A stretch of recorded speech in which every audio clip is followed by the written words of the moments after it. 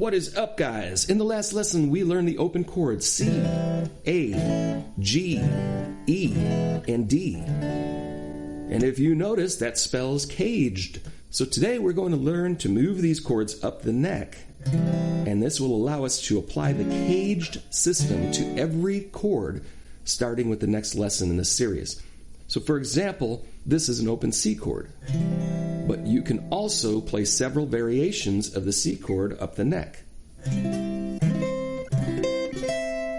There's 5 different fingerings and positions for every chord using the caged system. There are also scale positions for each chord, allowing you to master the fretboard of your guitar with both rhythm and lead, chords and scales.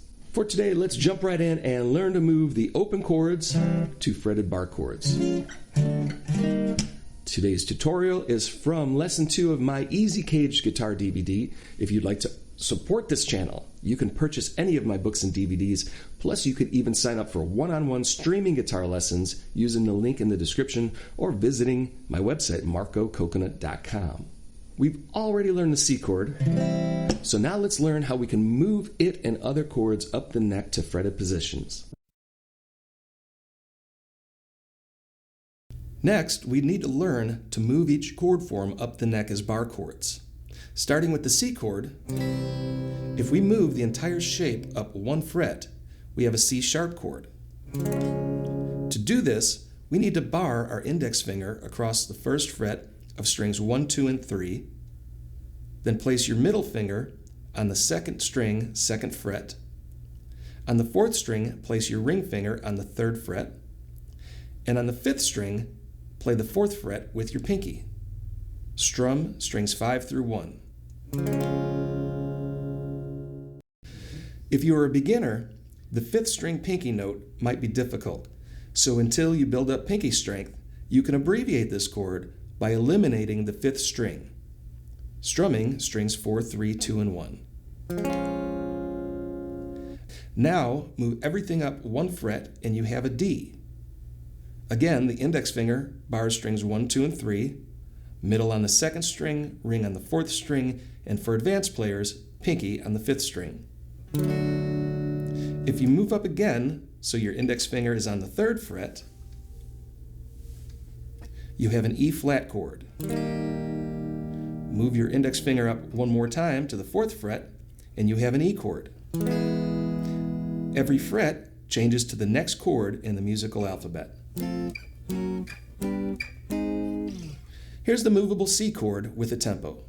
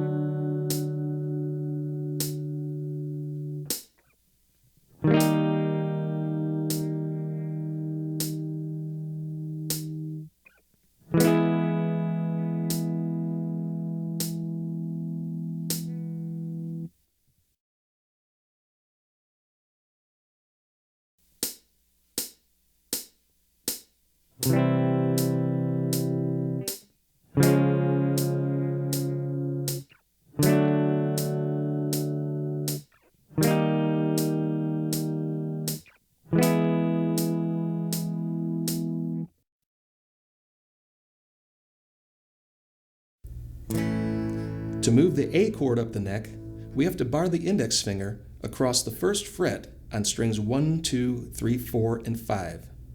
Next, place your pinky on the 2nd string, 3rd fret, ring finger on the 3rd string, 3rd fret, and middle finger on the 4th string, 3rd fret. Now, strum strings 5 through 1. If this fingering is comfortable for you, continue to move this chord shape up the neck. Having taught guitar for over 20 years, I can tell you this is a very difficult chord to play. Instead of barring from strings 1 through 5, you can eliminate the 1st string note, and this allows you to simply hold the 5th string with your index finger and move that shape up the neck. Another way to cheat at this chord is to bar your ring finger across strings 2, 3, and 4. So with your index finger on the 5th string 1st fret, bar your ring finger across the 3rd fret on strings 2, 3, and 4. Strum strings 5 through 2, then move up to the 2nd fret, 3rd fret, and on.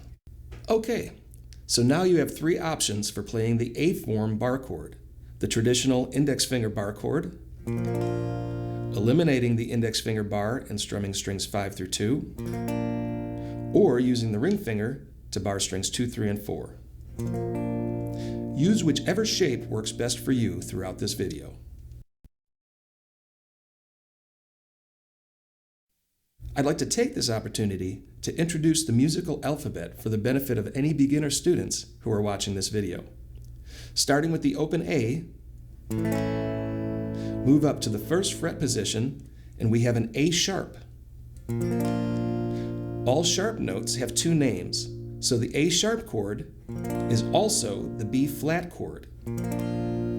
Up to the 2nd fret, we have a B chord. There are no sharp and flat notes between B and C, so when we move up to the 3rd fret, we have a C chord. Up to the 4th fret for the C sharp D flat chord. Index finger to the 5th fret for a D chord. To the 6th fret for D sharp E flat. 7th fret is E. There are no sharp or flat notes between E and F, so the 8th fret is an F chord. Up to the 9th fret for F sharp, 10th fret for G, up to the 11th fret for G sharp, which is also A flat. Why? Because the musical alphabet only has 12 notes, so after A flat, when we move up to the 12th fret, we are starting over again at the A chord. Starting with our index finger on the 12th fret, the musical alphabet repeats itself. So we have the A octave chord, A sharp B flat, B, C, C sharp D flat, D, and on as we travel up the neck. Here's our movable A chord shape with a tempo.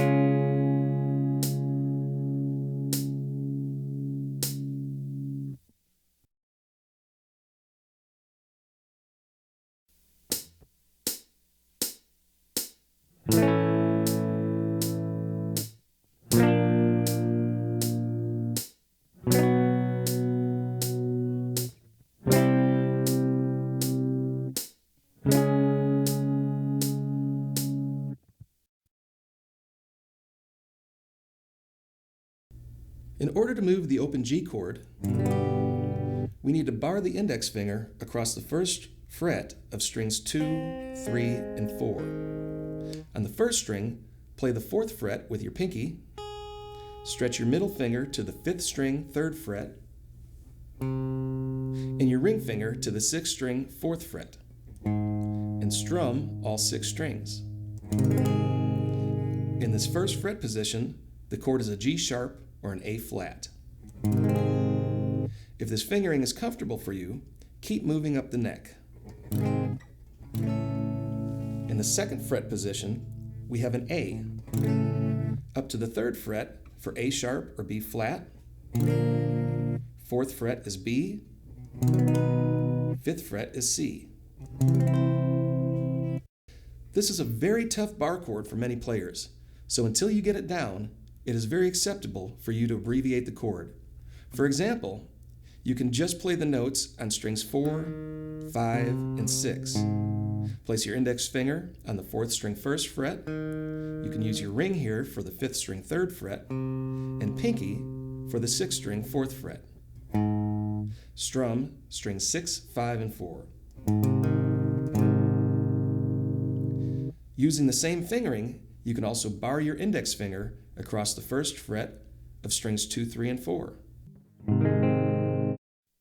And probably the most common abbreviation for this movable chord shape is to eliminate strings 6 and 5, keep your index finger barred across 2, 3, and 4, and add your pinky to the first string and strum 4 through 1. So we have 4 options for playing the movable G chord shape. The traditional bar chord, the abbreviation playing strings 4, 5, and 6, adding the index finger bar and strumming 6 through 2, removing 6 and 5, and bar strings 4, 3, and 2 with your index and add the pinky to the first string 4th fret. Whichever one works best for you is the shape you should use for your first time through this video. If you're not using the full bar chord for any of these movable shapes, later you could repeat these lessons and work your way up to the full chords. Here's the movable G shape with a tempo.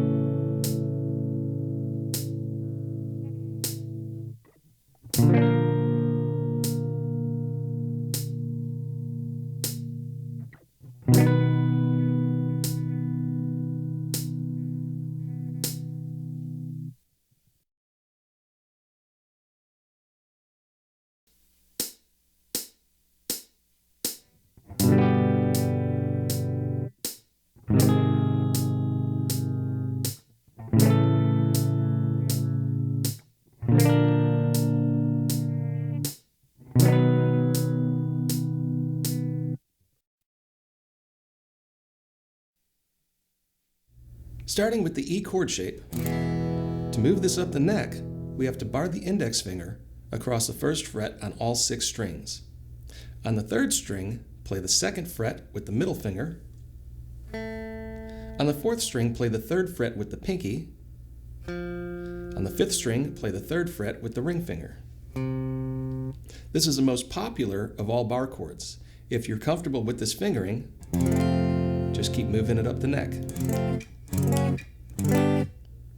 A lot of times this chord shape is abbreviated to use just strings 3, 4, 5, and 6. Simply eliminate the index finger bar chord across the first fret. Just be sure not to strum strings 1 and 2. Here, your index finger should be on the 6th string 1st fret. Place your ring finger on the 5th string 3rd fret, pinky on the 4th string 3rd fret, and middle on the 3rd string 2nd fret. Strum down, being sure to stop after the 3rd string. The next abbreviation we see for this movable chord shape is to eliminate the 5th and 6th string notes. So bar the index finger across the 1st and 2nd string on the 1st fret, middle finger on the 2nd string 2nd fret, ring finger on the 3rd string 3rd fret, and strum strings 4, 3, 2, and 1. If the index finger bar is giving you trouble, you can just use it to hold the 2nd string 1st fret. Then strum strings 4, 3, and 2. So we have the full bar chord, the lower end chord on strings 3, 4, 5, and 6, the higher end chord on strings 4 through 1, and the 3-finger chord on strings 4, 3, and 2. Decide which chord works best for you and use that fingering for the next exercise.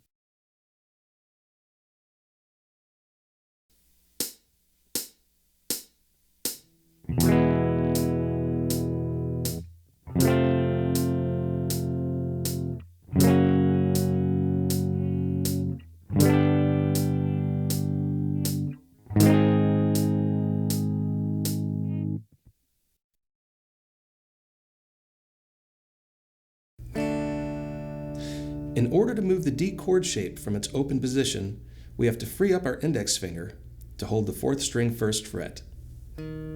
Place your middle finger on the 3rd string 3rd fret, pinky on the 2nd string 4th fret, and ring on the 1st string 3rd fret, and strum strings 4, 3, 2, and 1. If this is comfortable for you, keep moving it up the fretboard.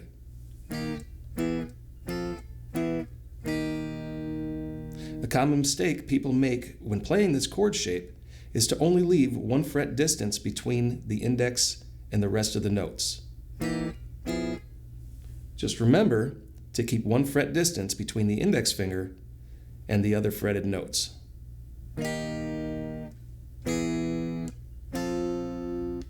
The easiest way to cheat on this chord shape is to just play the notes on strings 3, 2, and 1.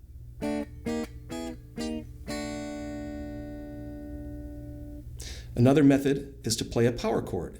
In other words, place your index finger on the 4th string 1st fret, ring finger on the 3rd string 3rd fret, and pinky on the 2nd string 4th fret, and strum strings 4, 3, and 2, and move it up the neck. You can also add the 5th string to this chord for a deeper voicing. To do this, keep your pinky and ring fingers in place, but bar your index finger across the 1st fret of strings 4 and 5. With your fingers in place, strum strings 5 through 2, and move this shape up the neck. And another voicing you can add to this chord is to place your middle finger on the 6th string 3rd fret. So for this movable D-shaped chord, we have the traditional bar chord, strings 3, 2, and 1, the power chord on strings 4, 3, and 2, the deeper power chord by barring the index on strings 4 and 5, and a deeper major chord by adding the middle to the 6th string 3rd fret. As with the exercises before, find the one that works best for you for this and future exercises.